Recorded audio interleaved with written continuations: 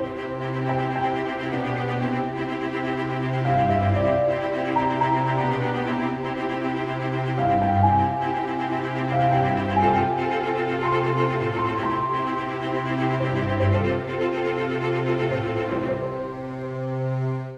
back, Superboy Beyond fans. It's Common Chris here, and we're going back to 1949 again for our good friend Kirk Alyn. This is going to be episode 5 of the original Superman serial, A Job for Superman. So, you know the drill. I'm not going to go through it. You know how it works. Just get yourselves ready. It's if you're using the DVD, it's disc 1, episode 5. So I'm going to count you in with a 3, 2, 1. This is A Job for Superman. Okay. All right, get yourselves ready, folks. 3, 2, 1. This is A Job for Superman. If I can. Here we go.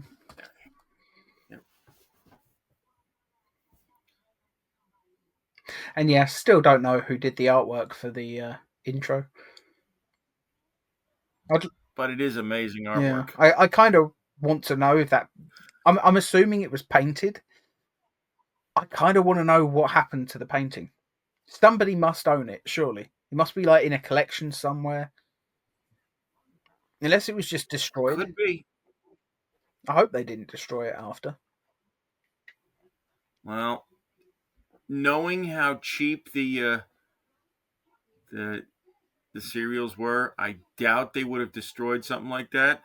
It might have, because you're going to pay to make something. Maybe they painted over it, and so they could do the Superman versus Atom Man one for the next series, reusing the canvas. I think they actually used the same one for this next serial. Fair enough.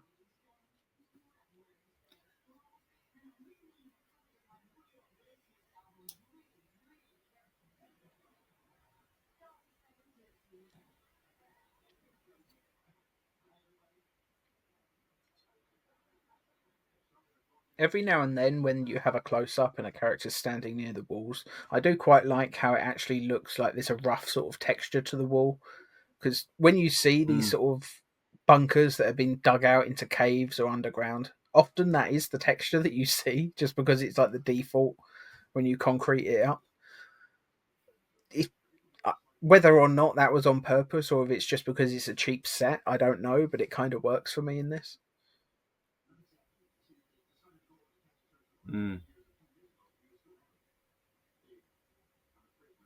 Yeah, like you can see it on the walls. It's like sort of a concrete-ish sort of. You can see like almost like they've got a rake to it or something and just put a load of lines in it. But it works.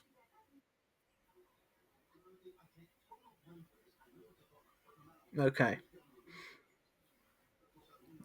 Okay, so that's how the cliffhanger's resolved. She wasn't trying to kill her. She just was making a point. Wanted her to pass out. Okay. Yep. I guess Superman didn't need to save the day in that occasion.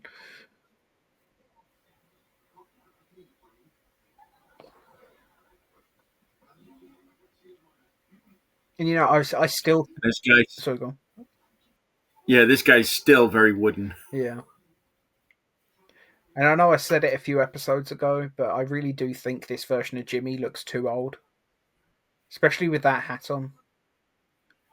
I don't know. Take the hat off and Tommy Bond's okay. Yeah. The hat just ages him up too much.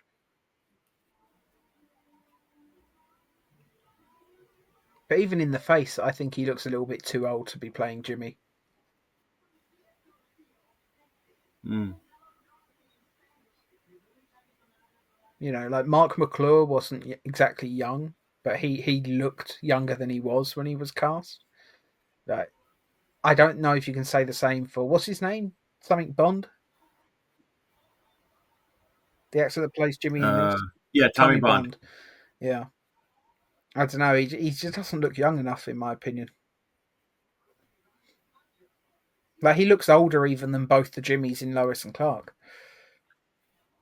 Yeah, and this is only like 15 years since he played Butch in the Our Gang shorts. I have no idea what that is. And he was like 12 when he did those. So I mean, yeah, he is 27 at this point, Yeah, approximately. they should have got like a 20-year-old. Or at least somebody that looks younger than their years, like a Burt Ward type, you know? Like Burt Ward was in his mid-20s, but he looked like a teenager in Batman,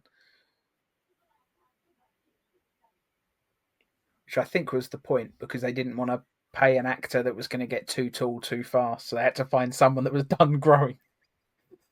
Yeah.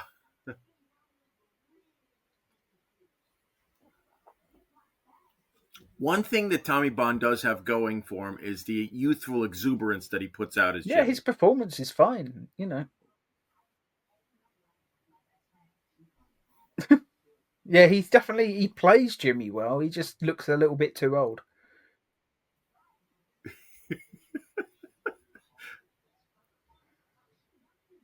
That was actually Yeah. funny. I guess even back then, Jimmy wasn't a particularly good driver.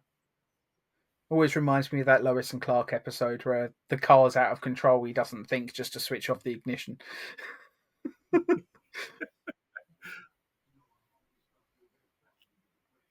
Yeah, but this is not because he's doing something stupid. Well, it is because he's doing something Yeah. stupid, but not stupid stupid. Hmm.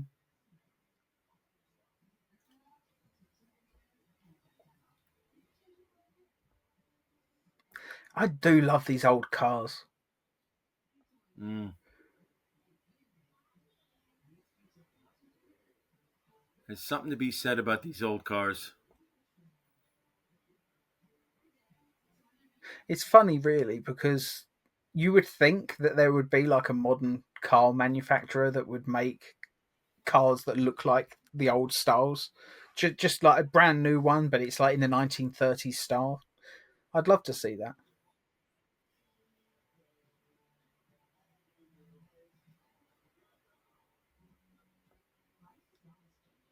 I mean, I know they're not exactly aerodynamic, and that's a big thing with cars these days, but I don't know. If you're driving a car like that, you don't want to go too fast anyway.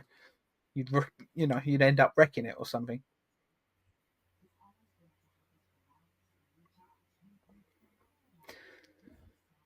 That transition could have been smoother, but it worked. And the transition when it cut and he dove behind the mountain there and then walked out the other side. That works better.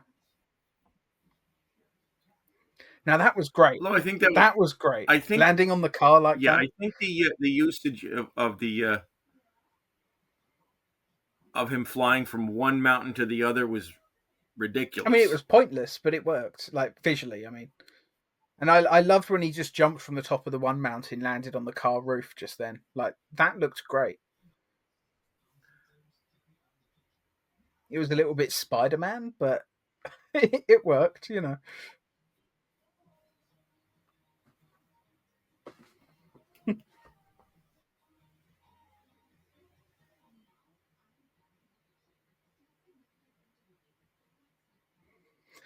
a fun idea as well, tying them up with the bumper from the car. That's just a really fun idea. I like that.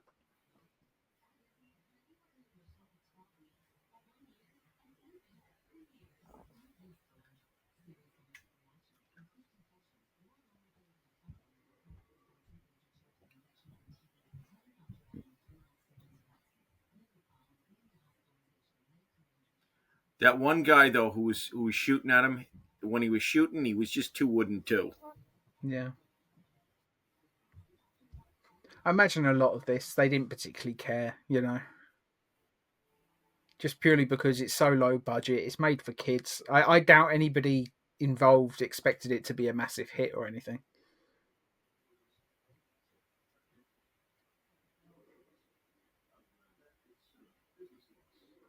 I'm glad it was popular though, because otherwise we would never have got the George Reeves show. Because even though they weren't technically connected, you know that show was greenlit because of the popularity of these serials and then Mole Men. Yeah. I doubt Mole Men would have even happened without Kirk Alyn.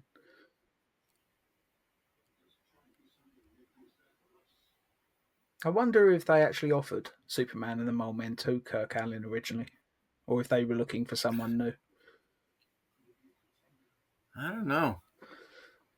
You know who would know that? Lou. Yeah, we'll ask. We'll Lou. ask him next time. That's definitely something to ask him. It surprised me if they didn't. I imagine he just had other work, or he just wasn't interested, or something. Mm. So I know after he did the two Superman serials, he went and did a version of Black Hawk, which it wasn't great, but it wasn't horrendous. I've never heard of it even. Mm. To be honest, this is the only thing that I know Kirk Alyn from. Well, Superman the movie. Yeah, but I mean that's just a cameo, isn't it? You know, it's 2 seconds on a train.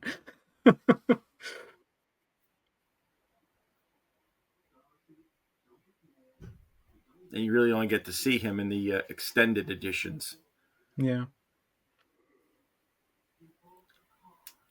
I do prefer the extended version, not the TV cut. I think that one's a bit too long. Like the international TV cut is just far too bloated. But the I forget what is the version called that they released on DVD and Blu-ray, and that it's like it's not special edition or anything like that. Uh, It's the one where they've added back in like the scenes with Kirk Alyn on the train. There's like the stuff when he's trying to get into Lex Luthor's lair with the ice and fire and yeah, that's the extended edition, and that. then there's the ABC TV Yeah, version, that's which the one I is don't like particularly. I think that one's far too long. some of the stuff that they put back in that is good. Some of the other stuff though is a little, as you said, bloated. Even the destruction of Krypton sequence in that version, I think, is just a touch too long. Mm.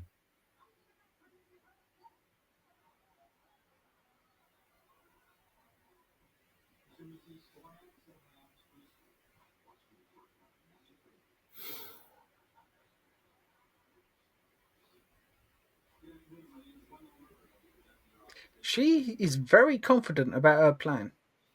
I kind of admire that.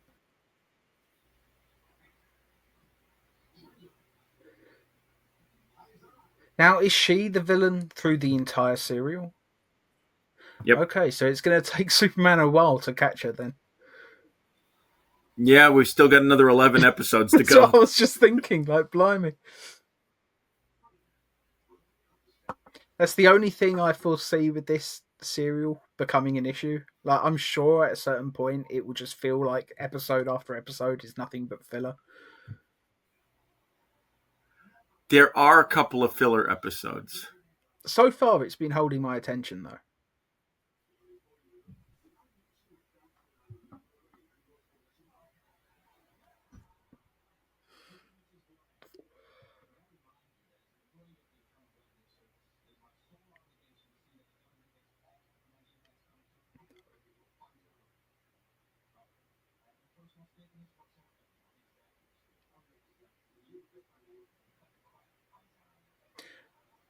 That was a cool little stunt. I know, obviously, they sped up the footage. The car wasn't actually going that fast, but having the guy actually jump off the back of a moving car, all in shot, a bit of a silly risk, I imagine, but you know.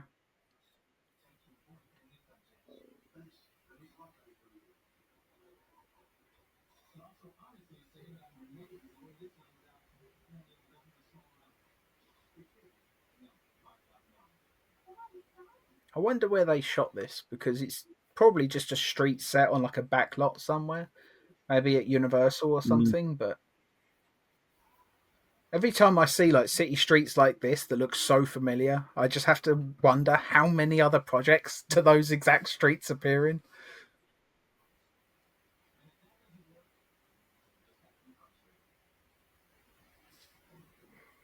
If they shot it in Florida, I'd wonder if they shot it at the same place as Superboy for Capital City, but obviously not.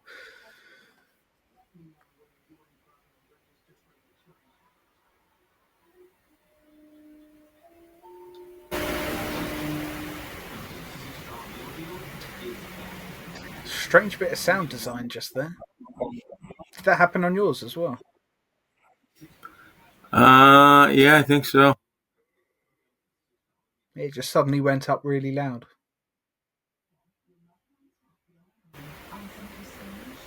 Actually, I think it's coming from your microphone.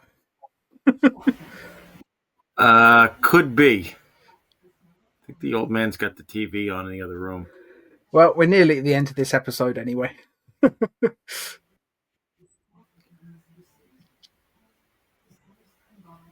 I will say this: the sequence with blowing out the fire was a little. It didn't quite work. Yeah.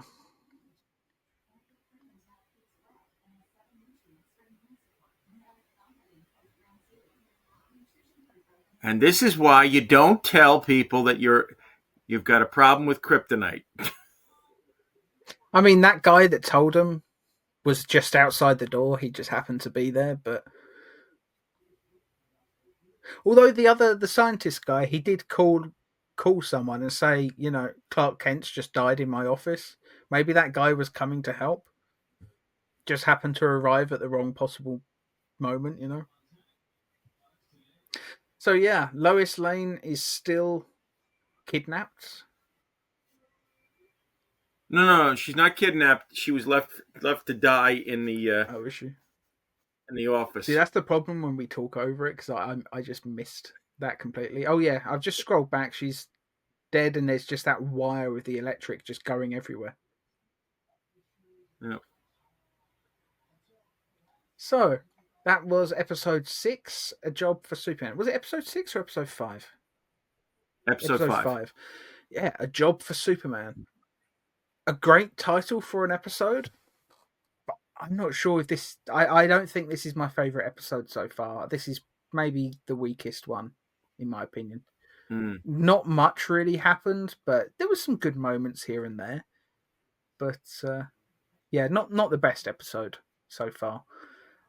We did forget to give the last episode a score out of 10. So should we do both on this episode? Yeah, I would. I think we should. Yeah, like episode 4, Man of Steel, I would maybe give a 7.5 at most. Whereas this episode 5, I would maybe only give a 5.5 to a 6. I don't think this one had anything particularly noteworthy. Yeah. 6.5 at the most, I would say. Yeah, I would agree with you on both scores. Yeah. Not sure when we'll be getting into episode 6, which I don't even have the title for that episode pulled up right now, so I won't. Superman in Danger. Superman in Danger. Not the best title. We've just gone from a really cool title, this is a job for Superman, which is just a classic line from the comics, to Superman in Danger. It's just very basic. But fingers crossed, the episode at least is good. Not sure when we'll get to it, but we'll get to it soon. Yeah, thank you all so much for watching. See you next week. Goodbye.